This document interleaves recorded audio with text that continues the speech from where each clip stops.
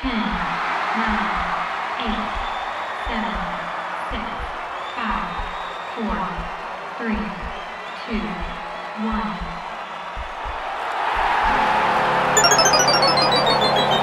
Game over.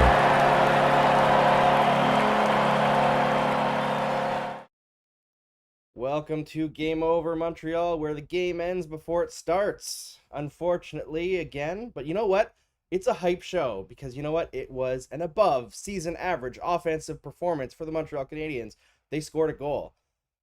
Tonight we are joined by Sara Civian and Arun Srinivasan, and it's going to be an awesome show. I'm going to welcome them in right now. How's it going? Sarah's got some fashion going here.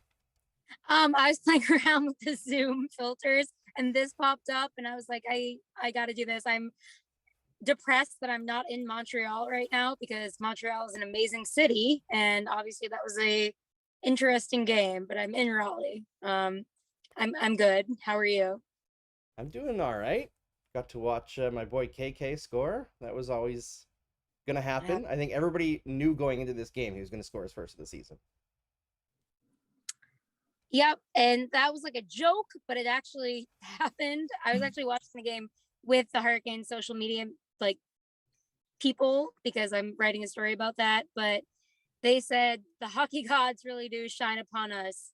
And they meant it. So they got it easy. Arun, how you doing, man? How did you enjoy the game? I really enjoyed it. The view from Toronto is pretty great, and not to make everything about the Leafs, but one-time shout out to Frederik Andersen. It's really nice to see him get a change of scenery in Carolina. Not really, I guess, under the pressure cooker. October Frederik Andersen ceases to exist. He was great tonight when he needed to be. Obviously not close to being the main takeaway tonight, but I really enjoyed that part of it. It was nice to see Freddie relaxed out there, good rebound control, made a hell of a save in the third. So yeah, that was nice to see tonight. Really enjoyed it. Yeah, he was a difference maker tonight. I don't think that we actually got a question from the Discord, I believe, asking if Freddie was the difference or like the main reason the Hurricanes won tonight. I don't think he was the main reason, but he was definitely a reason, right? Like the Canadiens had some pushback in the second half of that game, and Andersen did not give them much. He's been a reason for the past few games, and it's kind of like you don't want to play into cliches, right? Where like, oh, he has no pressure in Carolina now, but it actually does seem like that's happening. Like he's never been great in October, and it's kind of changed, and he hasn't had much pressure. It kind of all adds up, right? Somebody's asking, will Andrew someday be able to cover a Habs win? Probably not. We'll see.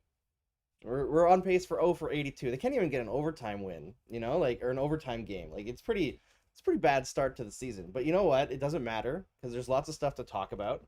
And I think the main takeaway from this game for me was how fragile they are. And which makes sense anytime a team's in a pretty devastating losing streak, but they looked pretty strong to start the game off, and then Brendan Gallagher scored that goal, which got taken back for goalie interference, which I think we could probably go through why that goal was taken down for goaltender interference in a second here, but I think that just the main takeaway from that whole situation is that as soon as that happened, they just sat by and let the first period happen, and Carolina absolutely took advantage of it and pounded them. And I think the score could have been a lot worse. And obviously things turned on them pretty quickly in the second period, and they got the goals that they probably were owed in the first period, but this team, anytime something doesn't go their way, it takes them a long time to dig out of it. So I guess you could say if you're looking for a really positive spin, is that they eventually did kind of dig themselves out of it in terms of how they played.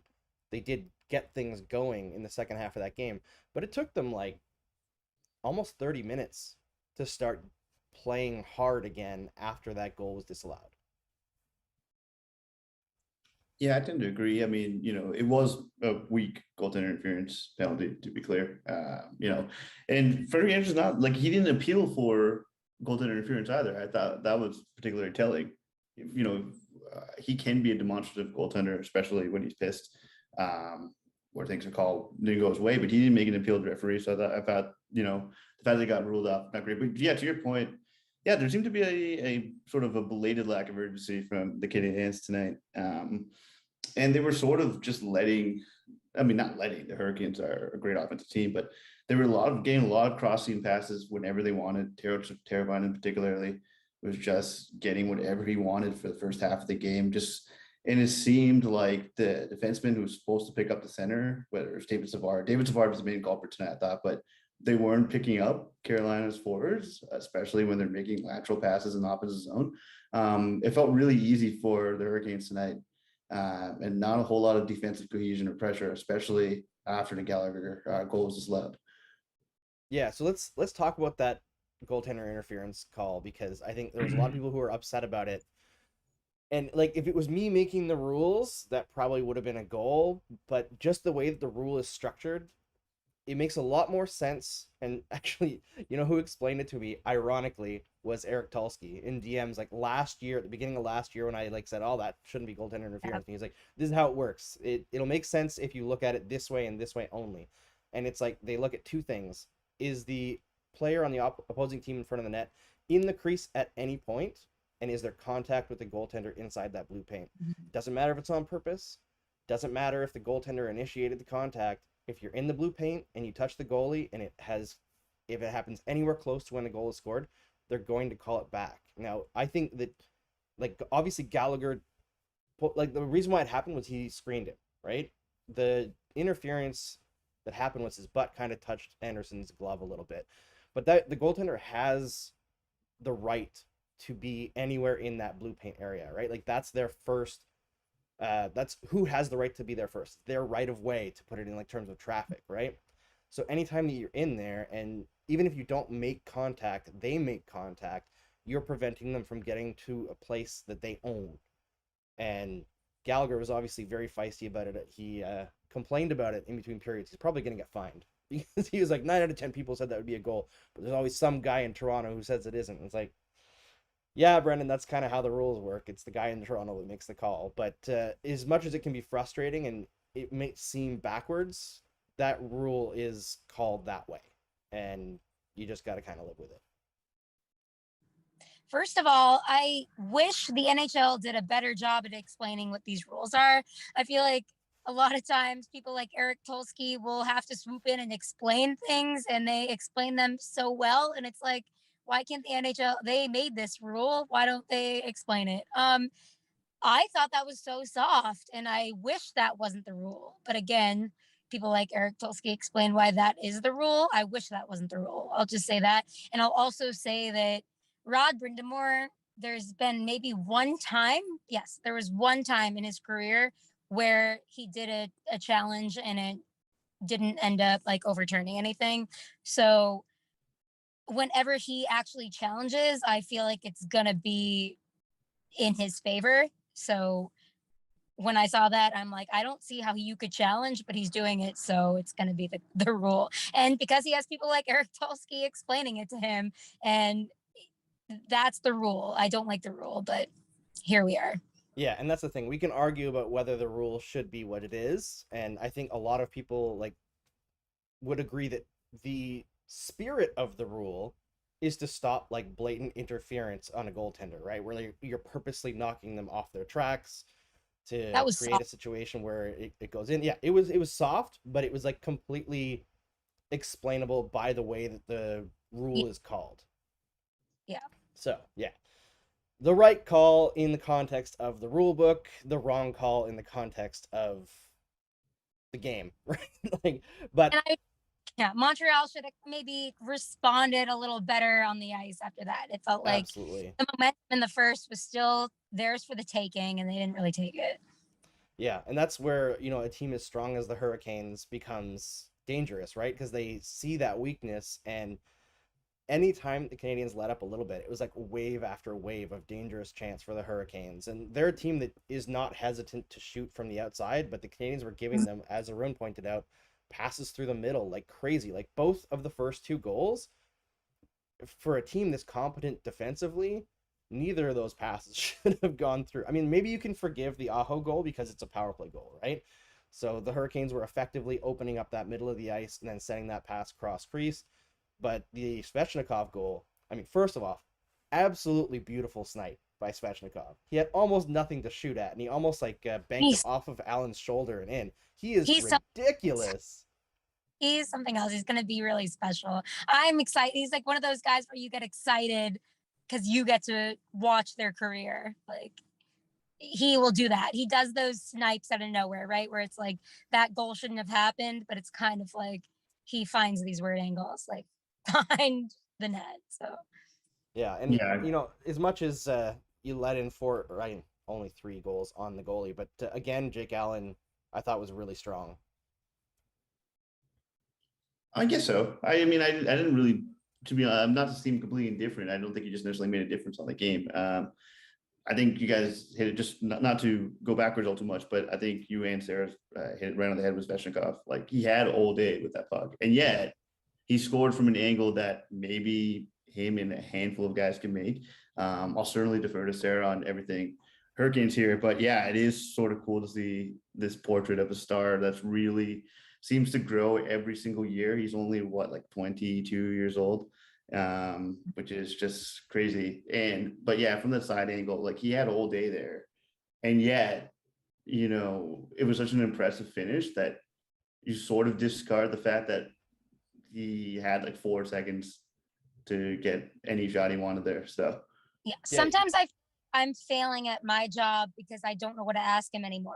I'm like, so were you born like this? Like, because what did you see on this shot? Like, last time in Nashville, I was literally like, so did you like try to cultivate the shot growing up, or did you just like always, I don't know, like, were you always so good? It's very hard to ask him questions. And he's so sweet. Like, he doesn't know this is happening all around him. And he's like, he has such a humble upbringing where it's kind of like, all right, you're about to become a superstar and you don't even know it. Apparently the Hurricanes, I'm being told, made a website called Did the Habs Lose? Yeah, I was sitting next to them while they did that. I wasn't supposed to say anything. And then they they did this a few periods ago at the first goal. And then they also owned the website now. Did the Habs win? So, and they have a few variants of this website that they created just in case anybody tried to clap back. So they were prepared for this. And yes, this website will lead you to a shirt that they created. Yes, with a shirt sale for both Kotkaniemi and Aho. And I'm gonna show the screen here because it's pretty funny. So it's Did the Habs Lose? And then you scroll down and it's got shirts that you can buy, Kotkaniemi and Aho. That is an exceptional level of bitterness that I have to applaud them for, because I love the completely off-the-wall, some would say unprofessional trolling. But you know what? The league needs some personality like that, and congrats to the Hurricanes for beating that dead horse consistently, because it's funny. Well, that's what I kind of sat with them to talk about. I'm like, all right, like, is this a dead horse, or like, why do you like, all right. But they said, we're doing this for our fans. And when it starts being boring or a dead horse for our fans, then we will stop. Like, we don't care about anybody else's fans. And I'm like, okay, I see both sides. Like, I see how this is a dead horse from like, I am in the media and I'm like, all right, we get it. But at the same time, I see that they're serving their fans. And it was kind of an unbelievable game that happened where our host scores twice. Kotkaniemi scores. It's like, can you blame him? No. Yeah, you got to go deep into it when the game turns out so perfectly for exactly the bitter storylines, right? And I think that if you look at this game overall, for the Montreal Canadiens, it's got to feel like a huge wasted opportunity, because yes, their power play eventually did score. Tyler Toffoli got that goal and broke the shutout bid, but the Carolina Hurricanes gave them a real chance to get in here and win this game through taking so many penalties. Like, they were really undisciplined tonight. And unfortunately for the Canadiens, they couldn't manufacture anything on the power play outside of that one goal, which you could say that congrats to breaking the power play slump, but I don't think that power play is fixed at all. And you look at what they do on the power play compared to what Carolina does. And I know we had Chris Watkins on the show a couple of games ago, and he was talking about something the other day that really caught my eye, that he's done like work studying power plays, right?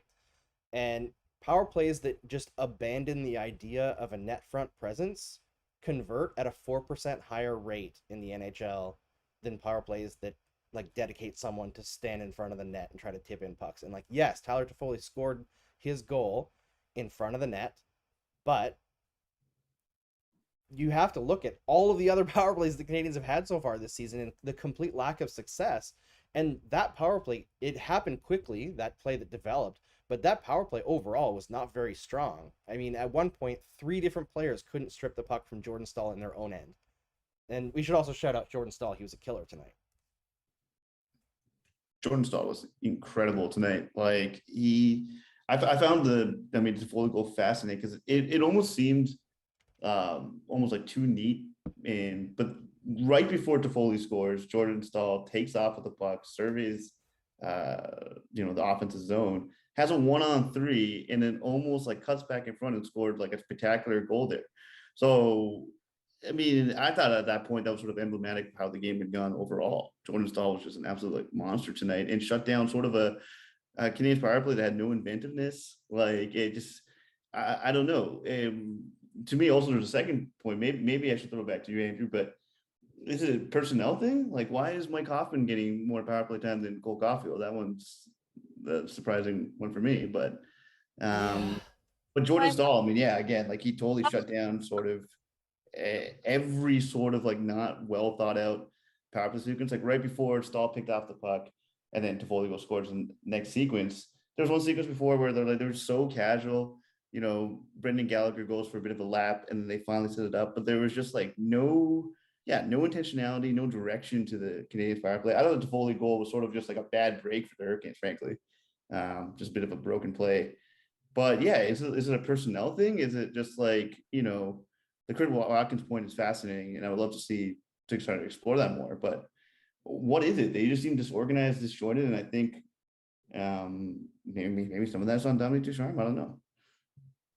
Yeah, I mean, this is like it kind of brings into another question that we had from the viewers, and it was like, if there's a coaching change this season, is there any reason to believe that they'll be much different than if they move on from Ducharme? And no, not really, because a lot of the issues that were present under Claude Julien are still present now. So I think the organizational philosophy plays in a lot here, both in terms of how their power play functions and how they're coached.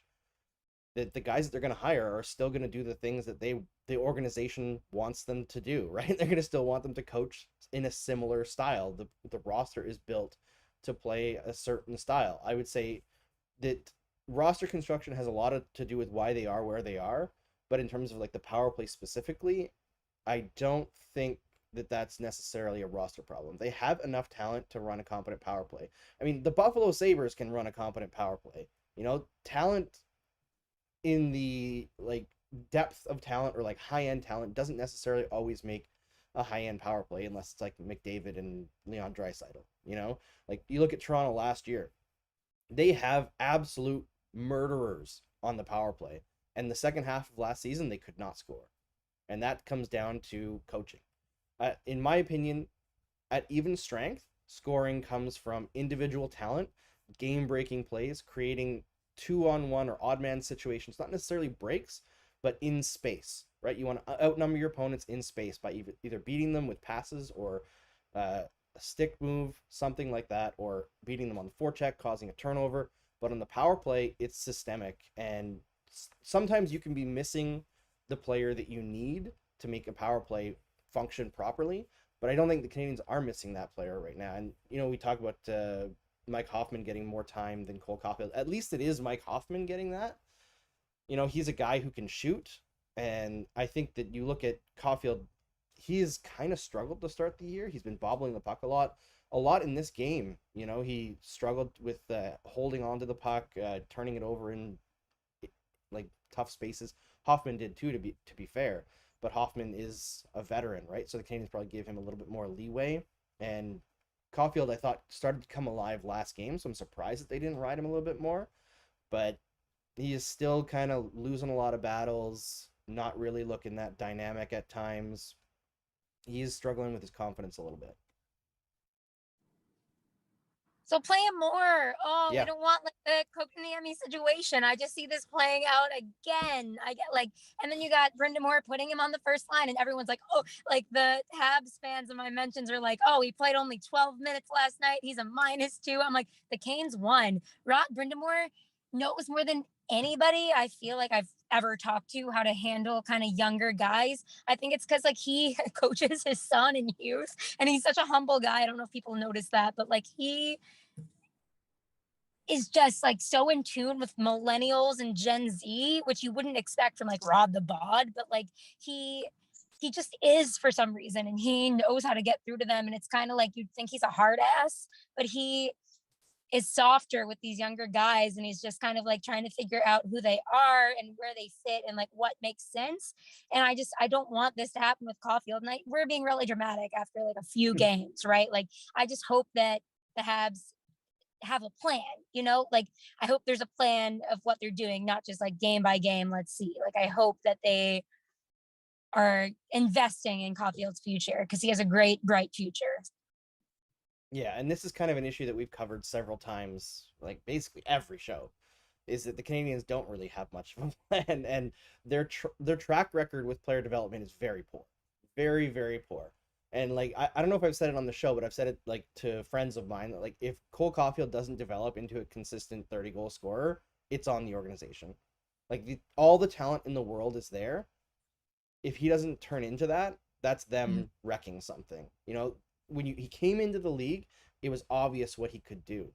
There are other aspects of his game that definitely need to be improved. Being able to forecheck, keep the puck along the walls a little bit better, not turn it over in awful spaces. But those are young player problems, right? You get better at them by getting a little bit stronger and having more reps. All the talent that he needs to score a goal is already in those fingertips, in the wrist, in the shoulders, in the body position, in the instincts. You can see it all right away. So if it gets to the point where he's second guessing what he should be doing with the puck or where he should be going without the puck in the offensive zone, that's on coaching. That's on bad managing. And I hope that we don't get there because he's such an exciting player to watch. But you can see what's happened to other players in this organization who have that offensive spark but maybe aren't the most amazing defensively. And you can see the train tracks, right? And he's got to get off those train tracks. Yeah, not to belabor the point, but again, it has to be on the Canadiens if he doesn't develop. Just because like his pedigree even before he got to the NHL. I mean, he scored so prolifically for the U.S. national under-18 team and at every international competition. He was just putting up numbers that were eye-popping. And I think, to that point too, he sort of showed, I mean, I guess, maybe a small sample, of course, but he sort of was coming into his own at the end of last year, especially during the playoffs, where the Canadiens were kind of like, look, you and Nick Suzuki are sort of the only guys who sort of can drive the play once they get into the offensive zone. And they sort of just, despite playing a counterattacking style of hockey, it was like Caulfield and Suzuki were like sort of given a little bit of, I guess, like freedom to sort of create and play to their strengths a little bit. And you could see him sort of open up. So certainly hope his development doesn't get stunted with the Canadiens. I mean, again, that seems a little bit reactionary too, to a 5-game sample to start the season. But yeah, I guess to echo to both your points, it would be a shame to see what a promising start to his career sort of stunted.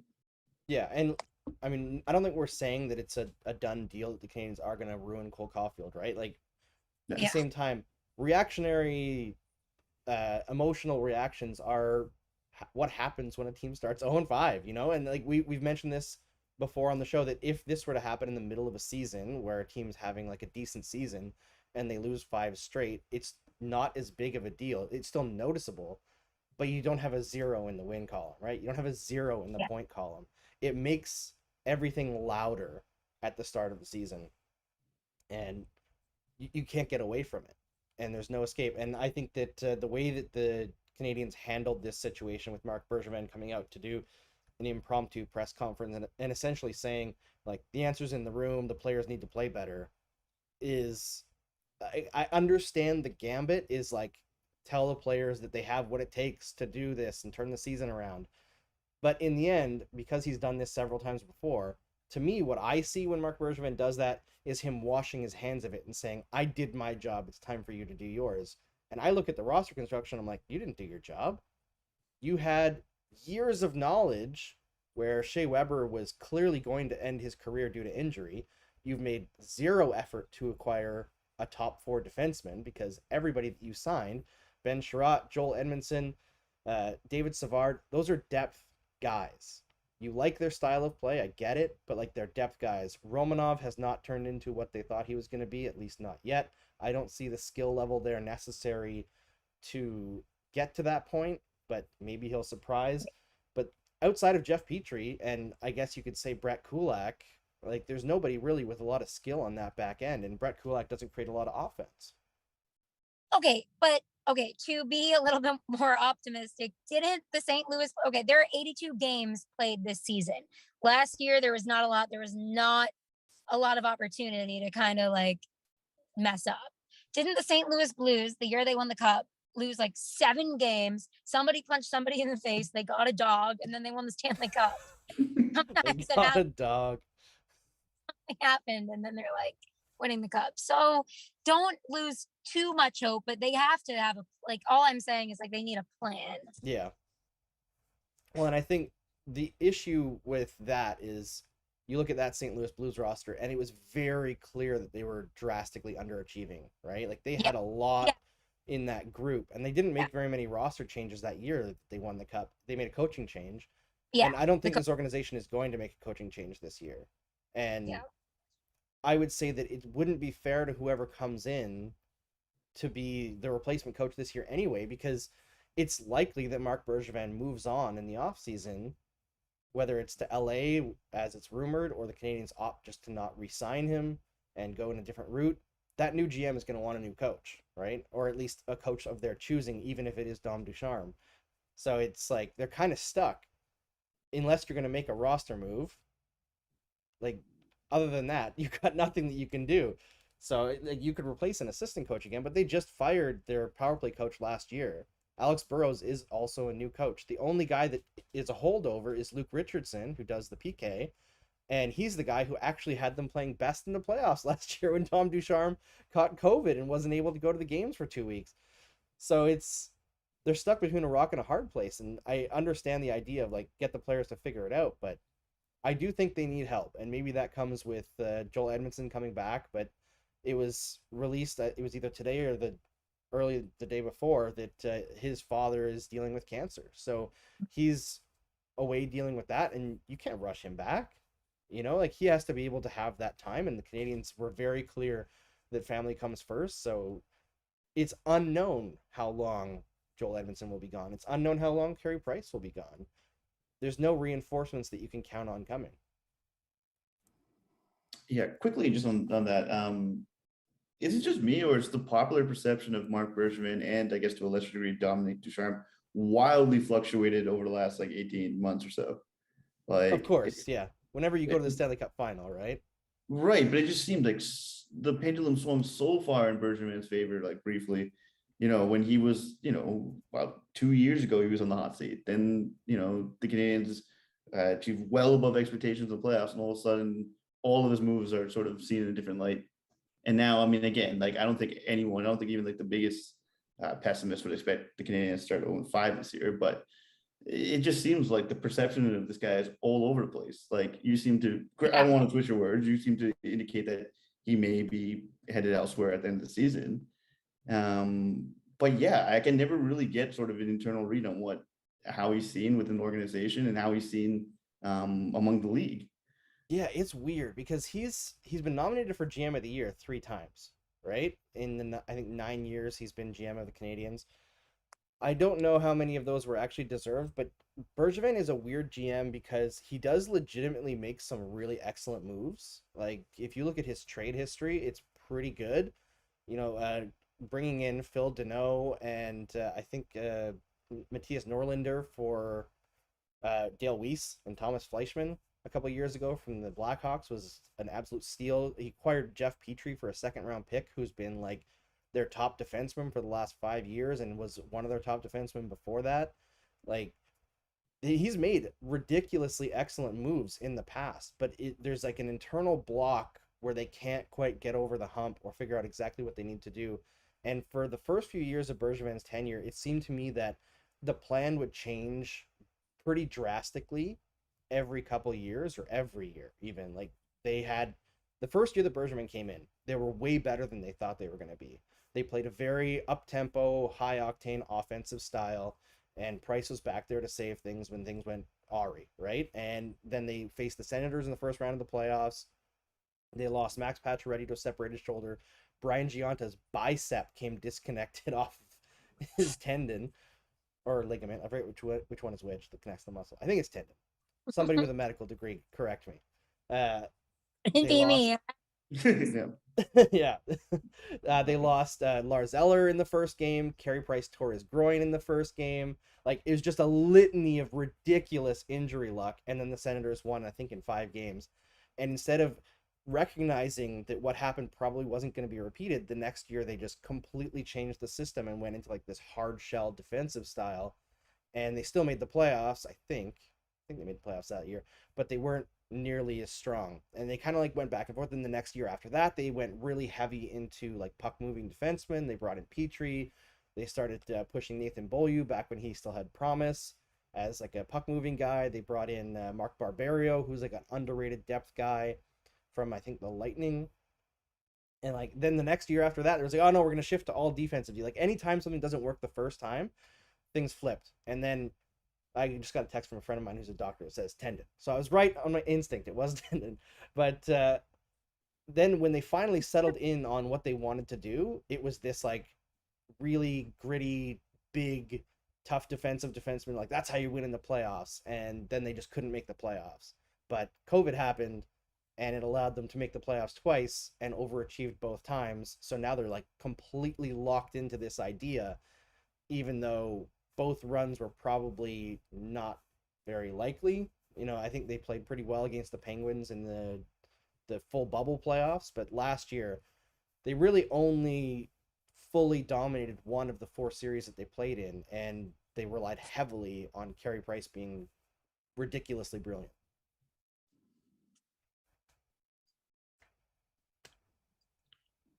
That sounds about right. That sounds about right. Backing it all. Yeah, no, I agree. Yeah, so that's my take on why Bergevin is so like the pendulum swings so far, right? Because like there's enough stuff there to point to say he's smart, he knows what he's doing. So anytime that they play well, they achieve something, people are like, okay, he knows what he's doing. This is good. Look at all these past things that he's done that are smart. And anytime the pendulum swings the other way, there's enough bad stuff that he's done and enough philosophical, like old school mentality to point at and be like, this is why they're failing. And it's like somehow both are true. And what I've been saying since like 2013 is he's a 50-50 GM. Half his decisions are great and half are bad and very few are in the middle. And I maintain that. There's a lot of emotional response, and I feel like there's some I don't know, sometimes I get that fans are fans, and also a lot of times Canes fans don't really make sense at all. But like with the offer sheet, like hearing some of the Habs fans just kind of like ride for Bergevin like to the death, and it's kind of like, I don't know, like what was he doing? Like, was he trying to prove a point? Like, because obviously the Hurricanes matched and they knew they were going to match from the second that happened. Like, I don't know. They thought Bergevin was really smart for that. And I'm just kind of like, why? Because like, I think it's like, for that, I say he's smart because he identified a good player, right? Yeah. Like, but the issue was that they drastically underestimated how far the Hurricanes were going to go to retain that player. So like if you're going to make that offer, you better up that ante big time, right? And that's where the mistake was, and that's a total misread. I think they even went out into the press and called Dundon cheap, which I think was also a bad move, because even if there was any hesitation, make Dundon pay it more. Yeah. Pissing off billionaires is not the best idea to get them to do what you want. Kind of like, oh, like I don't know. I just feel like people defending Bergevin for that. It's like Bergevin could have done more research and seen that like the public perception of Dundon isn't exactly. I'm not saying Dundon's a good guy by any means. I am saying he's a billionaire and he's willing to spend on the ice to the cap. So that was a bad move. Like a GM should have had the foresight. And I'm not evaluating Bergevin by just that, but I'm saying like it like the emotional response on the other side of that being like, oh no, this is actually good was really interesting to me. Yeah, it is. I mean, the whole dynamic is really interesting, and I think like I don't want to beat it to death, but the way this game went is extremely funny, especially from a Hurricanes perspective. Like It's like a movie. it does. It's like I mean, not a Disney movie, but it does sound like a movie. Like it's hard to get around how ridiculous that is that Aho scored twice and Kotkaniemi scored, and that was kind of the death knell. But yeah, the Canadiens, they're a funny team. They they don't give you a lot to talk about in terms of what they're doing on the ice, at least successfully right now. Eventually, they'll win a game. I do think that in the second half of this one, score effects were a part of it, right? The Hurricanes started to lay back a little bit, but Empty now too. Like yeah, and I do think that they played pretty decently the second half of the game. They're a fragile team, and I've seen it asked a couple times here in the comments on YouTube, people asking if Sarah can comment on the Hurricanes with D'Angelo. Sarah has already commented. She wrote an article about it in The Athletic, and you can check that out. It was a very well-written article. So she's already said her piece on D'Angelo. I'll say it again though. I don't think they should have signed him. I think that's a mistake. I like, and it's not. I hate when people are like, "Oh, but he'll win and everybody will forget about it." Like, it's not about him winning. It's not about how many like bad people can score goals, and he hasn't done that yet, to be clear. But still, like, bad people can score goals, and it's still not going to erase what they did. Like, I don't. That was a. I'm not saying Tom Dundon's a good guy, and I think him signing D'Angelo just showed he's like all for depreciating value, and that I guess it's a good business move, but it's not a good morality move, and I'll stand by that. Yeah, both these teams had questionable off seasons from that perspective, and I think one of the reasons maybe that the Hurricanes are leaning so heavily into the whole Canadiens rivalry in social media is could take a little bit of attention away from the whole D'Angelo situation. Oh, 1000%. I agree with that. And sometimes like fans are seeing through that too. And it's like, it's tough because I know the social media people and they're good guys and they didn't sign D'Angelo. But it's like, how do you mediate that? I don't know. Maybe you don't go so hard at other people when you have done some things yourself, you know? Yeah, people asking how much time do Bergevin and Ducharme have. I mean, Bergevin's contract is up at the end of the year. He's not extended. That's pretty rare for a general manager. He said in a press conference yesterday that he wants to come back to Montreal. I don't know if he actually does. I think there's a very stressful job, especially when you're not winning. And it's been a long time that he's been in charge. Maybe he's more interested in being like a hands-off, like president of hockey operations type thing, like Shanahan in Toronto, and bringing somebody else in as GM. But like we said on the last show, I think it behooves the organization, if they realize that this isn't working, which clearly is not, to make a change as early as possible so that the next person has the whole season to evaluate and identify what has to be done going forward, instead of bringing somebody in like around the draft or something, where it's just like fly by the seat of your pants, try to figure out the UFA situation right away. You don't have enough opportunity to make trades. I think if they're going to do that, they have to do it right away. And I just don't believe they will. I think they're going to ride it out. Yeah, the only counterpoint I have that I'm just looking it up is it would be what, their third head coach in like 18 months. So well, I guess if you count, yeah, I mean, Ducharme just got in last year. Right. It'd be less than a year, I would say, because so last season only started in January, right? Right. So going from like Claude Julien, who, by the way, I mean, not to go totally backwards, I don't think he should have got fired in the first place, Agreed. to Ducharme, to, you know, candidate X. I mean, yeah, I mean, I guess you don't stick with the guy just for that purpose, but it'd be a tough sell, I would say. Yeah, it would be a very tough sell to replace the coach so quickly. And the thing is, though, how long does a winless streak go before something breaks, right? Like, how long say that they lose against Detroit, who are another team that should be in lottery contention this year on Saturday. Is that the death knell? Is that something that forces a move? Like, you have to think that at a certain point, if they don't start to win, that something will have to be done.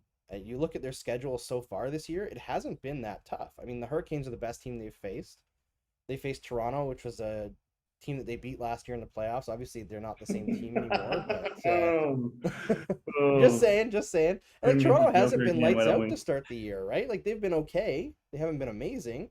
Yes. And like, they faced Ottawa, non-play. No, that was the preseason. Sorry, the Sabres, non-playoff team, lottery contender supposedly this year. Haven't looked like a lottery contender at all, to be fair. The Rangers, non-playoff team last year, maybe a playoff team this year. I'm not sure I believe it yet. The Sharks, terrible team last year. They've started hot. Like, Detroit, not a good team. They've got Seattle coming up, an expansion team. Sharks again, who again are hot, but not a great team. LA, non-playoff team last year. The Ducks, like, their October is soft.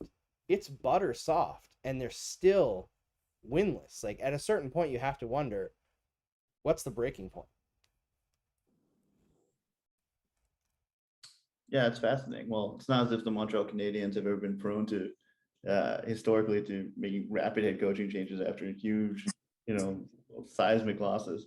We get a Patrick Waugh situation on our hands. We need that. But yeah, there's a lot of people calling for Patrick Waugh. I think that's a very emotional reaction that isn't very stuck in the facts. Although I did have one person say to me after I was kind of running down Patrick Waugh's decision making in Colorado that apparently he was the guy in the Colorado Avalanche organization that pushed extremely hard for Nathan MacKinnon. They were actually favoring Seth Jones in that draft year. So that's one thing for him. Patrick Waugh does enjoy skill, but he also seems to enjoy the face punchers, which is just not where the league is going. The one thing I will say about Dundon is I respect him never drafting a defenseman in the first round again. We overvalue defensemen, Mike Holm.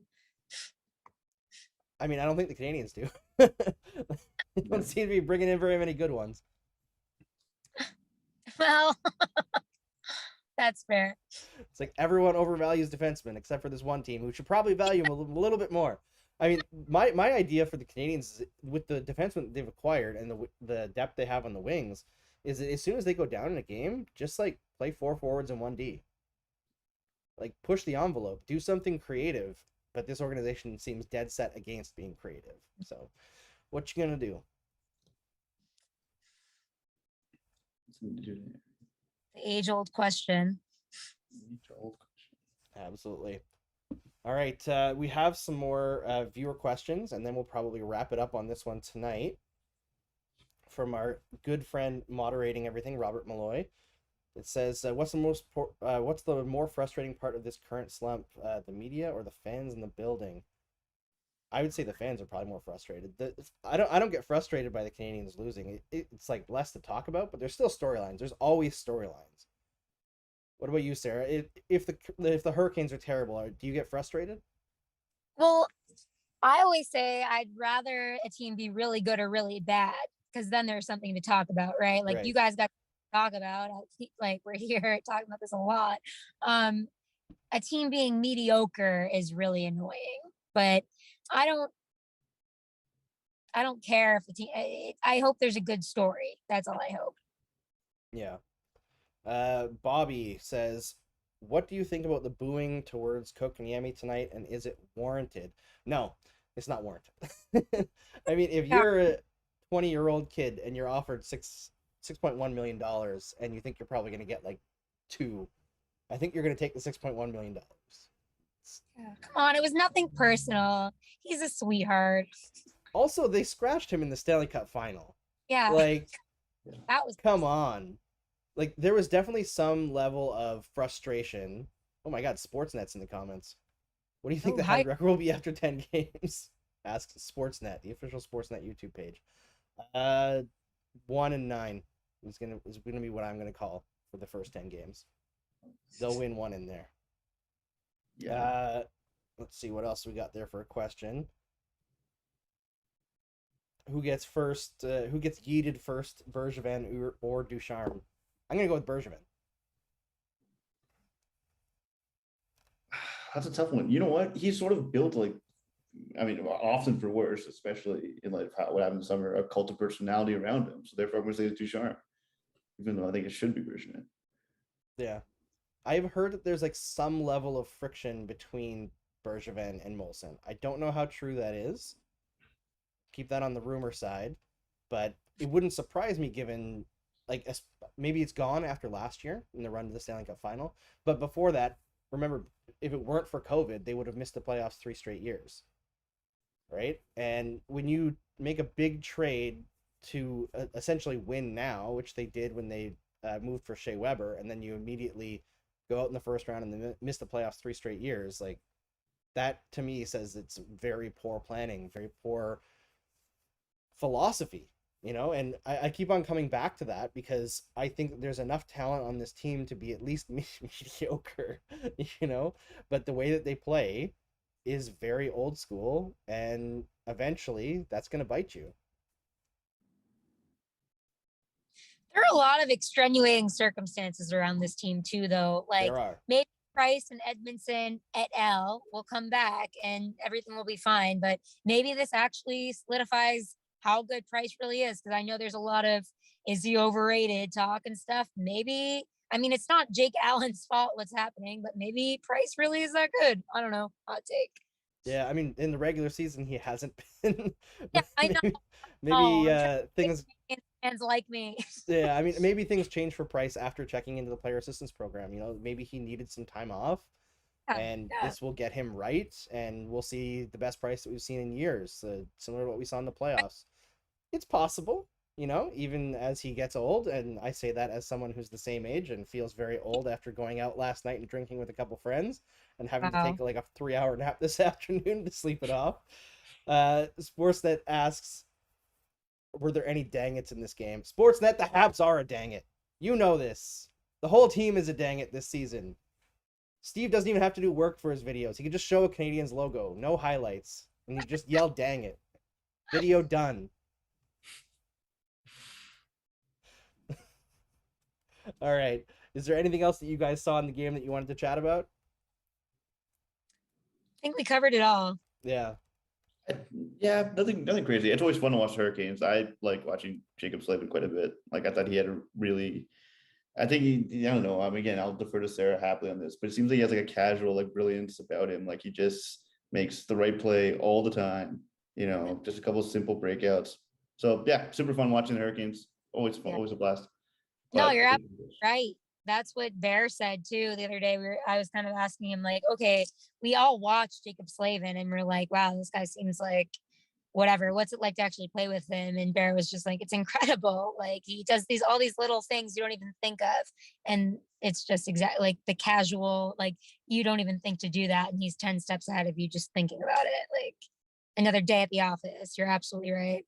Yeah, to spread the pain around to a different Canadian team, watching Ethan Bear on the first pair after the Oilers essentially tossed him aside is fantastic, because that's another guy that the Hurricanes acquired this season or this offseason who is just a fantastic person. Yeah. Everything I've heard about Ethan Bear tells me that he is like just awesome person and a very, very good hockey player. And I'm really excited for him to, blossom into the best player that he can be on Carolina's blue line. Yeah, he's already got a few assists. I love that Rod put him on the first line and then like instead of D'Angelo and put D'Angelo on power play 1. But like I love the Bear and Slavin combination. I feel like because Rod relies on Jacob to play like half the game. So I feel like they need somebody defensively sound, and Bear is actually really good next to Slavin. So good for them. Yeah, we got a question. Last question. Are the Canadiens going to trade for Jack Eichel? This is something that I called, I think, last show or the one before. I do think the Canadiens are one of the teams that can trade for Jack Eichel. I think they should, because the trickle-down effect of having Eichel, Suzuki, Dvorak actually makes them a good team at the forward, on the side of the forwards. And he is a transformative player that the club definitely needs. It wouldn't help this year because he still needs to get back surgery. But I think they should. And there's very few players in the organization that I would not trade for Jack Eichel. You just need to keep the 3 centers, right? And maybe You can move on Dvorak if you need to, if they need to make that part of the trade. But, not Suzuki, because you need to have the 1-2 punch. But with that, I will thank my guests for coming on, and we will wrap up here. But before I let you all go, first Arun and then Sara, tell us what you got going on this season and where we can find your work. So I'm freelancing at a few different places. You can find me at Arun Things. I'll have something I can probably announce in the next week or two. But Ooh, yeah, an other than that, announcement. yeah, Very SDP. other than that, I'm just working on this book about the history of racism in hockey. That's not coming out for quite a while. But other than that, just be freelancing about hockey and other sports. And yeah, again, you can find me on Twitter at Arun Things. So ARUN Things. It's me. Awesome. Sara?